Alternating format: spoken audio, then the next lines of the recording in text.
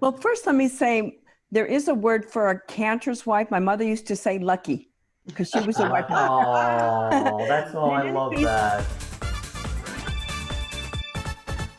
Welcome to a very special edition of Bubbies Know Best. We are calling it Bubbies and Sistas Know Best. Yes, you may have joined us when we invited three grannies to join us, three African-American grannies. But today we are joined by three African-American Jewish women. Now, as we consider our conversation, I want us to remember the challenges that our country has faced over the last several months. It took 400 years to get to this point, but the last few months we have really seen it flash with the deaths of Ahmaud Arbery in Georgia, Rayshard Brooks in Georgia, Breonna Taylor in Kentucky, and George Floyd in Minnesota. And as a result of those four murders at the hands of law enforcement, we have seen protests like none other. As a result, I want to engage in a conversation with these six crazy ladies, and I want to introduce you to them.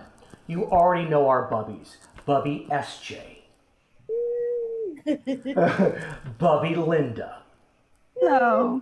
Let's hop on over to Bubby Bunny. Hi, everybody. And now we are joined by our sisters. I love them so much. Melique Berger is a veteran voiceover actress. Currently, she provides the voices on the hit animated series, The Boondocks, OKKO Let's Be Heroes, and Rick and Morty. And yes, Melique's mother is the legendary agent Myra Berger. And yes, her uncle is the legendary Shelley Berger, who helped to integrate Las Vegas when he represented none other than Diana Ross and the Temptations. Melique grew up in Los Angeles, and one of her best friends was, Rain Pryor. Rain Pryor is that Rain Pryor. Rain has enjoyed an incredibly successful career on stage and screen. On stage, she recently wowed audiences with Oh My God, You're Jewish and Fried Chickens and Latkes, which, by the way, is currently being adapted for television. And that should come as no surprise given her very successful career in Head of the Class and Rude Awakenings. And yes, Rain Pryor's father is the legendary comedian Richard Pryor. I would be remiss if I did not mention that Rain is currently a fellow in the very prestigious Schusterman Jewish Leadership Fellowship Program. Then we are joined by Kelley Stein, who grew up in Washington, D.C. Her father, Dr. Randolph Brown, was a trailblazer as one of the first African-American gastroenterologists in the country. In 1978, she married a nice Jewish boy, Mike Stein, who ultimately became a cantor. Kelley and her family have been very involved in the Jewish community in the various communities where Cantor Mike Stein has served as Hazan, and Cantor and Kelley Stein, as well as their three adult sons, are kind of famous. They're known as celebrities with their music group, the Rolling Steins. Those are our six crazy ladies. I want to start with our sisters, and I want to ask, how are you? Very simply, how are you? Thank you for asking that, and thank you for having me, Bubbies and everyone. So I am hanging in there with everything that's going on. I'm actually literally hanging in there and kind of walking cautiously as we learn how to navigate what we're going through racially and what we're going through together as a culture and a city. And you're in Baltimore, and you're very involved in Baltimore politics. I actually just ran for city council, although I did not win. I did get 40% of the vote. Wow, good. Let's turn to Melique. Melique, how are you? You're in the Los Angeles area right now. Yes. How are you? I'm also hanging in there. We have always been cautious as a community, but it's a lot. It's a lot. My son Jackson just graduated from high school with honors, with no graduation, no prom. So we've got that. And then we've got my Julian, who is 16. And I know there was a feeling that my mom had, and definitely Rain's parents had, when we started going out and clubbing at 13. We were raised very differently. My kids are like sheltered. They are really cool in the valley. Like the valley was not cool when Rain and I grew up. We weren't. Oh no, yeah. I grew up in the valley, so I know because I wasn't cool. I know all about that. We're holding strong. I have a very good relationship with their father, and we're keeping it together. But that's not going to stop the fact that when my children leave the house, they are young black men. They are young black men. They are also Jewish. All three of you, Sistas, as we call them, are African-American Jews. And that's why we were so compelled to bring you on. Before we bring the Bubbies in, I want to hear how Kelley Stein is with 3 adult African-American Jewish sons. Well, I am excited and hopeful, but since I guess I first marched with Martin Luther King when I was 10, and I thought the world was opening up and everything was going to be really amazing, as much as a 10-year-old knows. And when I married my husband in 78, I thought everything was changing and it was going to be really a lot easier. And I had no idea what complications would keep going on through our 40-some years of marriage. So I'm hopeful, and Good. I just hope this keeps happening. The young people are amazing today, amazing. I just hope it keeps up its temperature. And now I want to turn to the Bubbies and ask them, how are you? I think that we are on a path to peace, and I can't wait till we get there. I don't want to see any more riots. I hold with Bernice King, Martin Luther King's daughter, that we need to, it's wonderful on the internet, you can protest. I think we need to come together and see the good in each other and pull together and help each other now.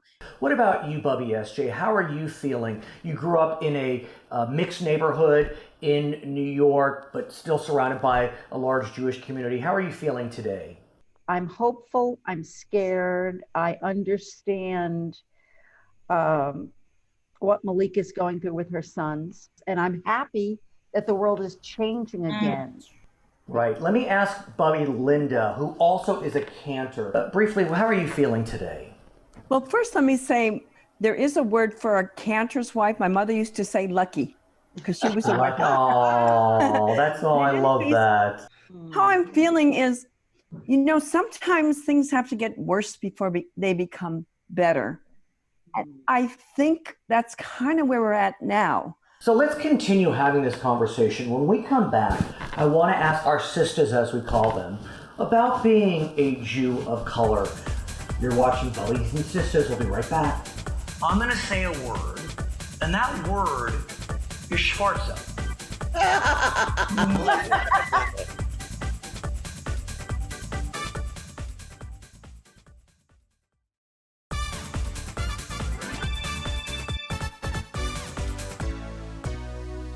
We are back on Bubbies and Sistas Know Best. I'm Brad Pomerance. I have to wrangle these 6 women, and I love them so much. The reality is that the Jewish community is overwhelmingly white. We have 3 beautiful African-American Jewish women on our panel today. I want to ask you, through the years, ladies, what are you asked? I went to every Hebrew school on Beverly Boulevard. I started at Jacob.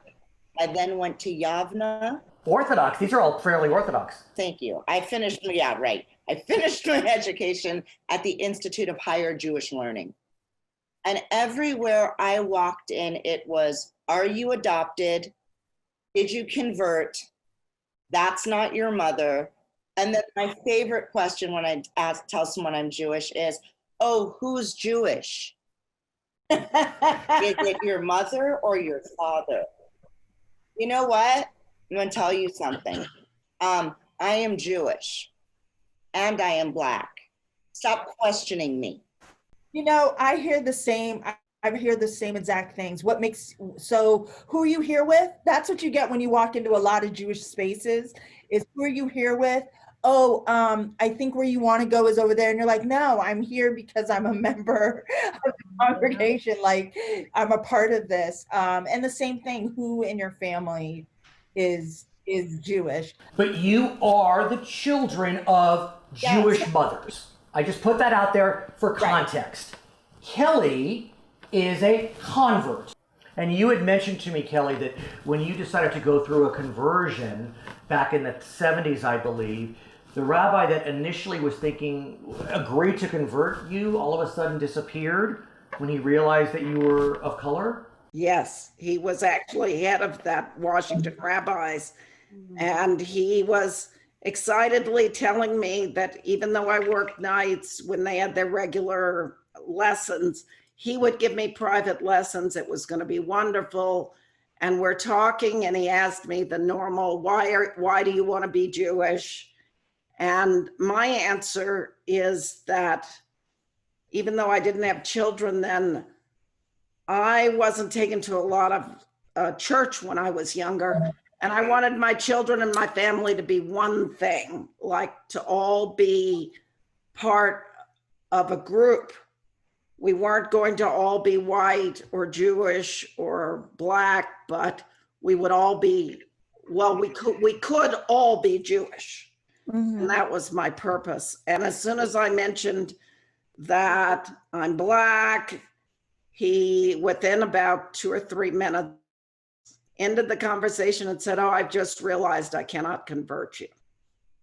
Linda, as a cantor yourself, what do you make of what you've heard from our sisters? Very interesting hearing the tales of woe of our sisters. And, you know, I can affirm that all that's true, not that they need affirmation, but that's the bad news kind of.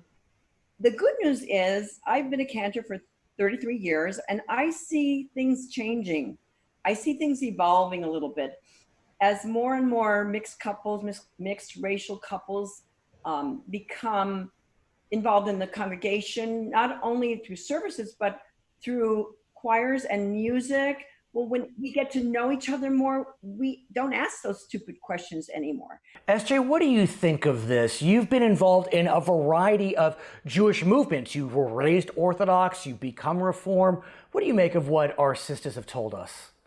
I am amazed. I am just saddened by how they were welcomed into the community. Of course, being raised as an Orthodox Jew, I probably am the only family member that is not prejudiced. Most of my family was and still is.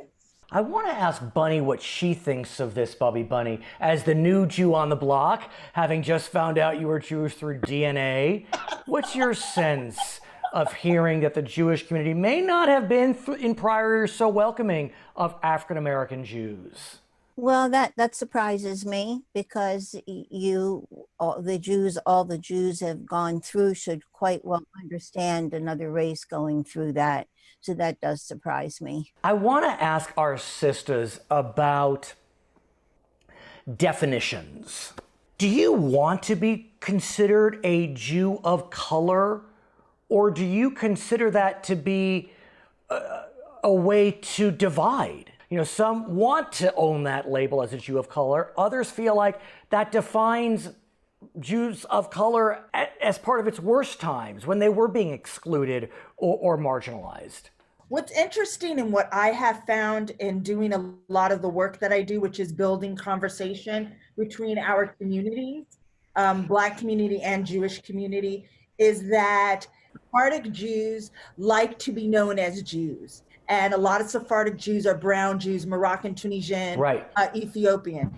It's the American Jews that are Ashkenazi informed, meaning white European Jewish, that identify as Jews of color, because it forms our place and our position to say we are Jewish.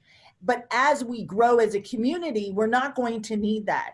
I mean, Alana Kaufman does a lot of work with Jews of color and does a lot of talks, says, by 2024, most of our families are going to be mixed Jewish families. So that conversation and what our labels are will change as we become more informed as a community and can sit together at the table. Melique, what do you think of that label? Do you appreciate it or do you see it as divisive? I own it. I rock it. It's my story. I am a Black Jew. And that's what is said on a daily. So I want to ask our Bubbies and Sistas about how the fact that Blacks and Jews, for better or for worse, have faced similar challenges, similar discrimination, oppression. How does that impact the conversation? It was very interesting having marched in the 60s, but I read this book on how there was a split between, and I'm trying to meld the split again. One of the things that I read was that in Harlem, most of the landlords were Jewish. They would rent to a white person at a less amount of an apartment than to a Black person. If a Black person came to rent an apartment, they would charge them $90. If it was a white person, they would charge them $80. So the split began then, I think. Sadly, that has become part of the basis of a lot of the tension. Louis Farrakhan talks about Jewish landlords all the time, and it's heartbreaking and devastating. And since I bring up Louis Farrakhan, Rain, I must turn to you as someone who has met Louis Farrakhan, who continues to spew hate against Jews. By the way, no one says Jews are perfect. No one's perfect, but please, Rain. So this is a topic that's very near and dear. Why? So to be surrounded by the Nation of Islam in my life, to have had a meeting one-on-one, well, I should say there was a group of people with the Minister Farrakhan and other people, and me confronting him as a Jew to say what you say is very anti-Semitic. And as a Black woman, I understand a lot of what you're saying that affects me as a Black woman. And so when we speak about Black Lives Matter, what I want to say is that it's, for me as a Black Jewish woman, it is, I don't choose a side. What I choose is what's right to advance a community together and move forward. I understand that not everyone in the community agrees with my philosophy of let's bring together on either side racially, by the way. There are many Blacks who are against Jews. There are many Jews against Blacks. But this is about finding commonality, because as a Jewish people, our tradition teaches us about forgiveness, and it teaches us about bringing cultures together to break bread and find commonality. And that's what we need to do. If we are the chosen people, we need to choose what's right for the whole of the community, which is the whole of the globe, moving together forward, and not ask Melique or Kelly or SJ or Bunny or Linda or yourself, Brad, to pick a side. It's the side of what is right to do. I couldn't agree more. And the reality is, for so many years, Jews and Blacks were always on the same side, whatever that means. I'm convinced that we will continue to build alliances. And since you said that, I'm going to say a word, and I want to talk about this word when we come back. And that word is Schwarze. And I see SJ's reaction. To some, one recoils when they hear that word. To some, they don't know what that word means. But I think it's important that we talk about that word. Good. That's what we're going to talk about when we come back on Bubbies and Sistas Know Best. While the word Schwarze is a word we probably should eliminate from our vocabulary, are we, European Jews, Schwarzes?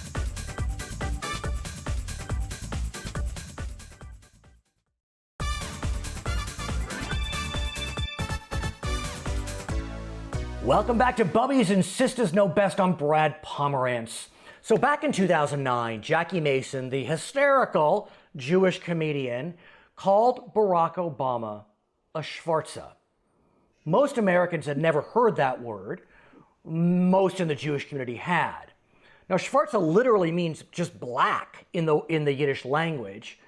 And at times it has been seen as non-pejorative, but many feel it is pejorative today. I want to ask Kelley, who is, and I use this for context, a black convert. You're a Jewish first, but you get my point. What do you make of this word, Schwarze? I know the definition, that it just means black, and it's used both ways. Some of the people, I think older people, sometimes really just mean the person is a black person. But I know that my husband's father wasn't sure what I was. I think sometimes people just think I'm a darker Jewish person.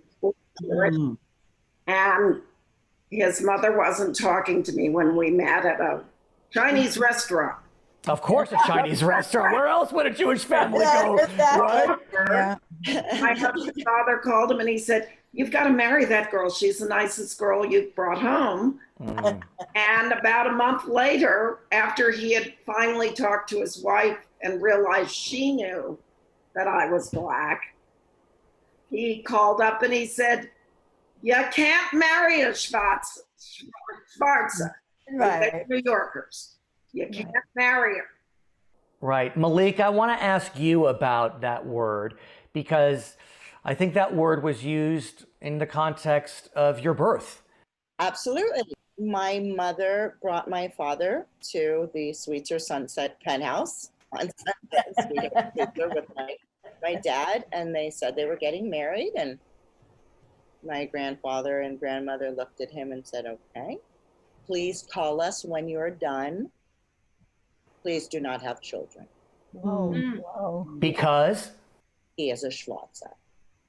Rain, how do you feel about that word?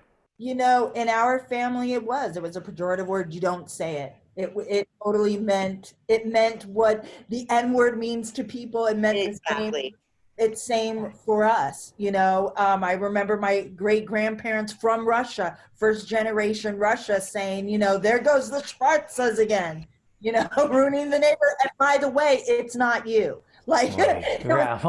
Like some of my best friends are Jewish. I like Right, it. exactly. No, I hear you. But you can only imagine how it cuts us, not only being called the N-word, and then we look at our race of Jewish people, and you're going to have the nerve to say that too? Right. SJ, I so appreciated your reaction. So Right. What do you feel about that word? Well, it's an interesting thing. My mother was dating a black man, and she said, "Don't tell your grandmother." And she said, "He's not really black." And I go, "Mother, what color is he if he's not really black?" I hate that word. I've always hated that word. My family are racists, and they always use that word as well as the N word. And I could never understand it. I never got it. While the word Schwarze is a word we probably should eliminate from our vocabulary, are we, European Jews, Schwarzes? Are we people of color, meaning Ashkenazi European whites? I think we're everything. Jews are black, white, Chinese, everything. But I want to really zero in on this question of whether Ashkenazi Jews are people of color, because I think I said this to you, Rain. I don't necessarily feel white. I mean, am I a beneficiary of white privilege? Surely. Right. But I don't know. I mean, I feel different. You know, if we were truly authentic, and I just wrote an article for a Jewish magazine on this, and one of the things I pointed out was if we were truly honest about our lineage, we would realize that as Jews, we are from Northern Africa. Therefore, our roots are rooted in what we see as color. If we're going to be perfectly honest, anthropologically, scientifically about it, then yes, we are peoples of color, but we range in so many different hues across the globe. Bunny, what do you think, especially since you're new to the community? I mean, before you found out you were Jewish, although, you know, of course you were surrounded by Jews, whatever that means, what do you think about the notion, are Jews white or are we people of color? It totally confuses me. Like I said, I'm a new Jew in the neighborhood. I really cannot give you an educated answer on that because I'm still learning. No, and I think that's incredibly appreciated. And as a result, what I want to do is continue our conversation when we come back. And I want to talk about the Black Lives Movement and take lots of different detours down that path. And I want to talk about how Ashkenazi Jews can be allies, because it's an important conversation, one we talked about during Bubbies and Grannies, but we're going to talk about that when we come back on Bubbies and Sistas No Best. How can I walk into any church with my children and not be asked for $1 to worship God? But I try to walk into a synagogue, and if I don't have membership because I can't afford it as a single Black Jewish mother, what happens?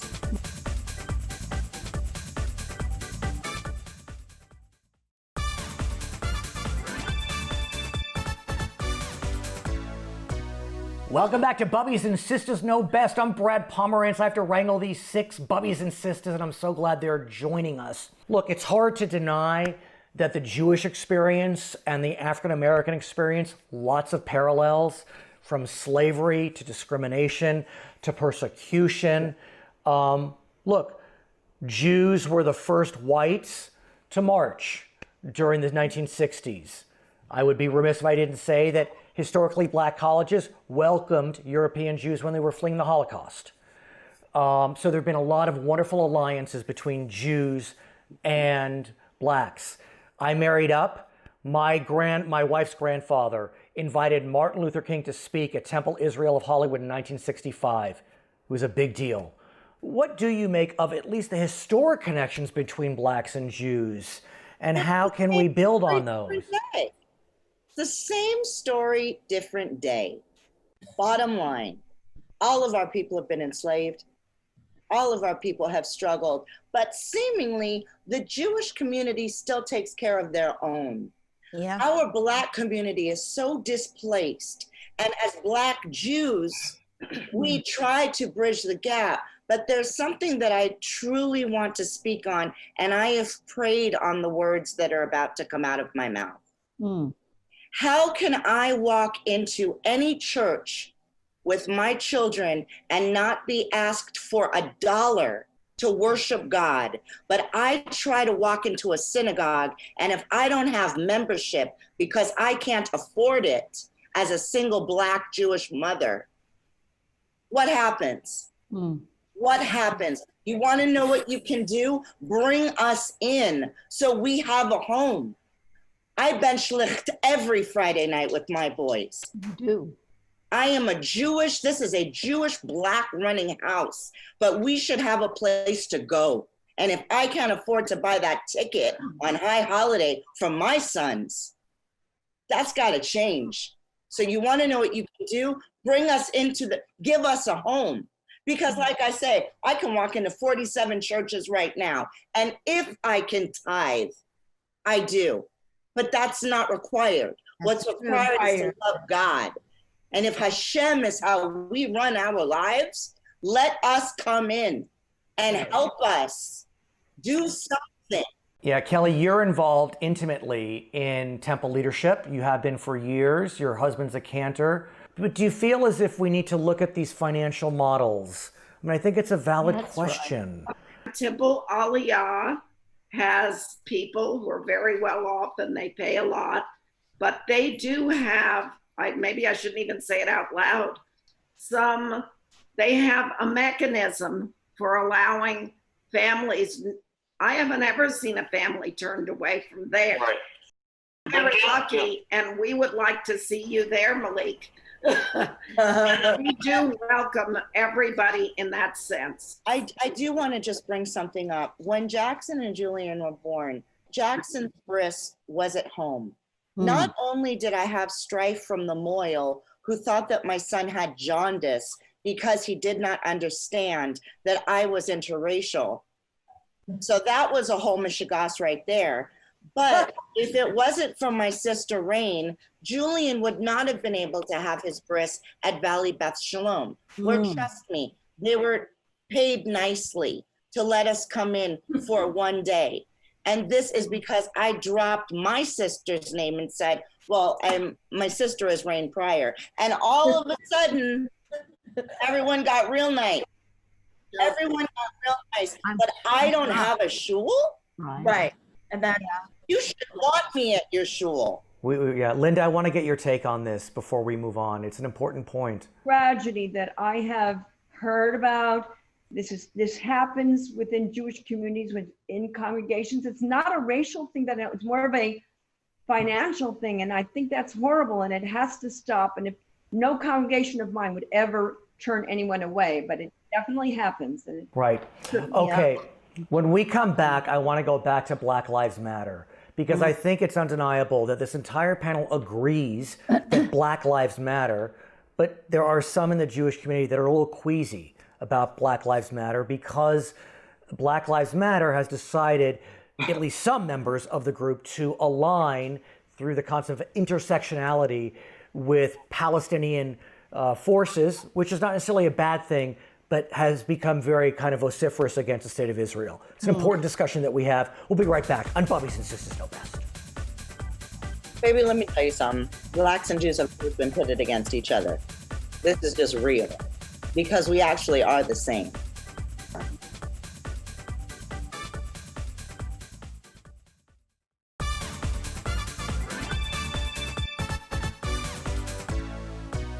Welcome back to Bubbies and Sistas Know Best. I'm Brad Pomerance. Here are our 6 Bubbies and Sistas.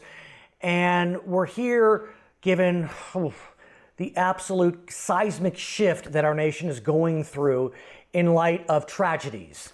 We know of 4 African Americans that have lost their lives as a result of the actions of law enforcement. But what we also know is that the Black Lives Matter movement has become very powerful and prominent, and that's important. But sadly, there are some in the Black Lives Movement who take intersectionality very seriously, and that means that they align with all groups that feel under attack, whatever that may mean, including those that are Palestinian. And while we say nothing to disparage the Palestinian people or movement, we know that a lot in the Palestinian movement are very angry at Israel and speak out against Israel and Jews. So what do, sisters? I mean, we support Black Lives Matter. Of course we do.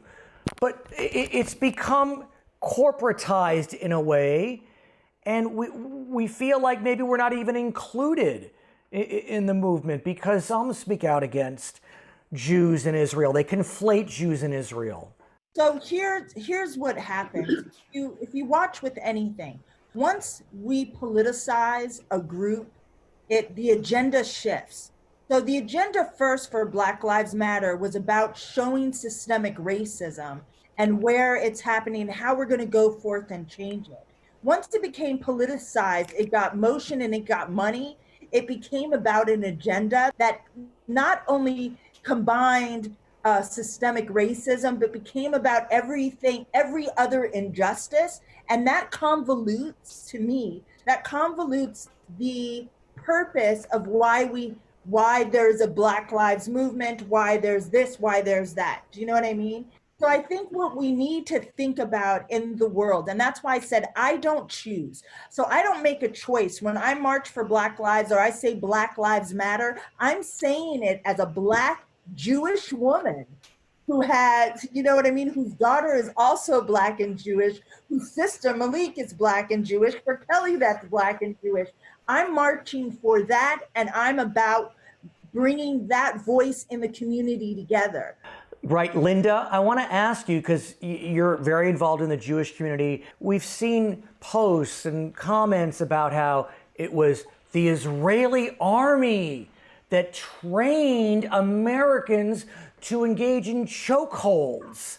And we hear that perpetuated by some that are part of the Black Lives Matter movement. We know that's not true. Israel did not train, American police to the extent that any training was received by Israel. What do we do? What do we say when we hear that? Well, anti-Semitism is definitely on the rise. So it's a very sensitive issue for us, but there's a lot of good in, no movement is perfect, but there's a lot of good in Black Lives Matter. Right. And if there are some parts that we want to have a discussion about, we should do that honestly and openly. Melique, what do you think about these canards that are thrown out by the Louis Farrakhan's and the fringe of Black Lives Matter or whomever, pitting Jews and blacks against each other, which is sickening because we are natural allies, in my opinion? Baby, let me tell you something. Blacks and Jews have been pitted against each other. This is just real because we actually are the same. But once again, the Jewish community has always helped fellow Jews. The Black community, we're still trying to just get up, you know? And then if you're raised in, for instance, my children's father is from Compton. He is 4th generation Watts and Compton. When you leave Compton, oh, you're turning your back on the community. Right. You know, I'm raised in West Hollywood. So Rain and I have dealt with racism in our own Black community. Oh, God, you guys talk like you're white. Oh, why do you sound so white? You know what? And then we have to hear the same thing from Jews when we're asked if we're adopted. Right. Bunny, what's your sense of this issue? Well, I would just say, united we stand, divided we fall. And any more I would defer to my Jewish sisters. Right. Kelley, what's your sense? Everybody has to realize that every group has problems with other groups. Right. And we all just have to act as a community and try to bring everybody in gently, and over time it should work. But don't just throw out the baby with the bathwater, as our grandmother said. When we come back, I want to talk about building bridges and building alliances. And think about this as we go to break. Rabbi Sandra Lawson, who happens to be an African-American rabbi in North Carolina, she's quite brilliant. She said something very simply. Being an ally is a verb, not a noun. Think about that when we come back on Bubbies and Sistas Know Best. Wow. And to sit and say to your children, when you are pulled over by a police officer, you make sure that you keep your hands straight, that you say yes, sir, and no, sir. And you stand and you look them in the eye. If you are driving, keep your hands on the wheel.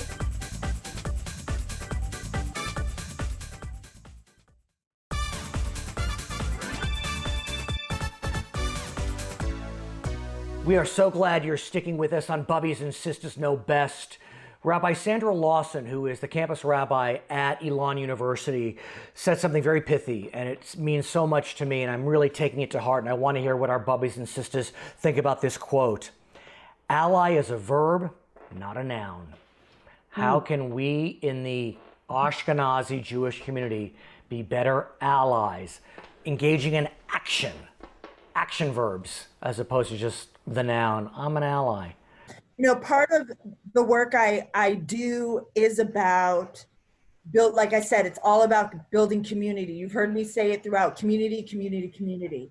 My show, Fried Chicken and Lockers, is about building community and awareness for other people who don't know what it's like to be Black and Jewish. The conversations I had while running for city council was about building those bridges, extending the olive branch. I got a lot of heat in my extension of an olive branch because I chose to have a conversation with the Fraternal Order of Police in my city, as opposed to my incumbent who didn't want. This is gonna be generational. This is going to happen in generation. My daughter's going to grow up and go, what? Like she did when Obama was president. She was like, what do you mean there was never a Black president? So she's going to grow up as a, you know, and be 18 years old and look back and go, what do you mean there were no such things as Black Jews? What? And I want to add something to that, because when Rain and I met as 8 and 9-year-olds, we literally thought we were the only two Black Jewish people on the planet. But we were at Flippers. We were, I mean, we really were. We were. And we have walked this walk together our entire life. Yeah. And I got to tell you that Rain had a daughter and that I've had sons. I've been able to learn from Rain, and Rain sees from me. And yes, I will speak for you, sis. That's right. Because she does see from me. And to sit and say to your children, when you are pulled over by a police officer, you make sure that you keep your hands straight, that you say yes, sir, and no, sir. And you stand and you look them in the eye. If you are driving, keep your hands on the wheel. This has to stop. This has to stop. I am so glad that Rain has a daughter, because we get it a little less. But we must do something. And in order to have something be done, we need a home. You know, keep the doors open. That's all.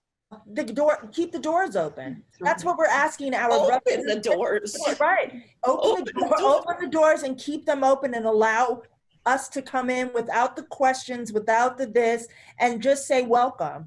Like we used to. I mean, isn't that what it says in Torah? You know, when we invited non-Jews into our home and we broke bread, they became Jews. We became Jews. We need to keep doing that. We need to keep inviting people into our home and breaking bread and washing feet and, you know, and saying, welcome, you're home.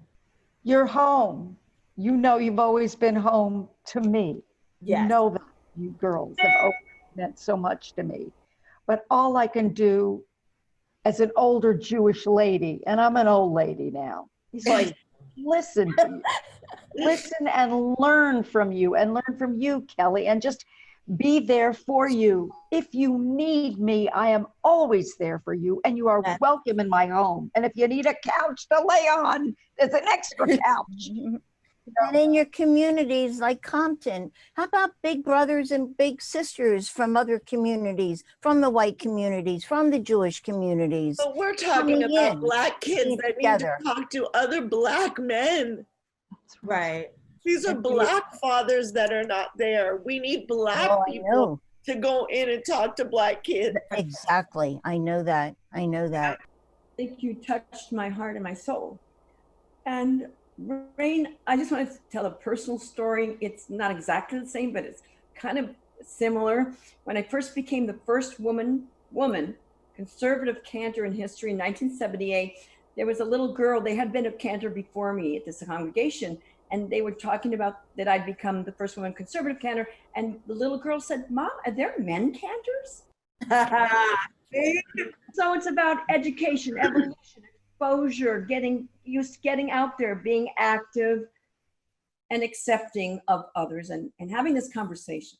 As we conclude, I want to thank, from the depth of my heart, the depth of my soul, Melique Berger, Rain Pryor, Kelley Stein, not just for participating in this, which obviously was incredibly valuable, but for just being voices out there for African Americans, for Jews, for women, for humanity. I mean, that really is what this is about. You've said it, Rain, you said it. I mean, we're all just people, but people have conversations, and this was an important conversation. Yes. So on behalf of Bubby SJ, Bubby Linda, and Bubby Bunny, we are so appreciative of your time, of your hope, of your dreams, and of your soul. And we are now attached at the hips.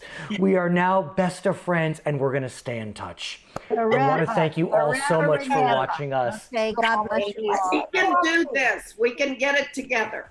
On Bubbies and Sistas Know Best.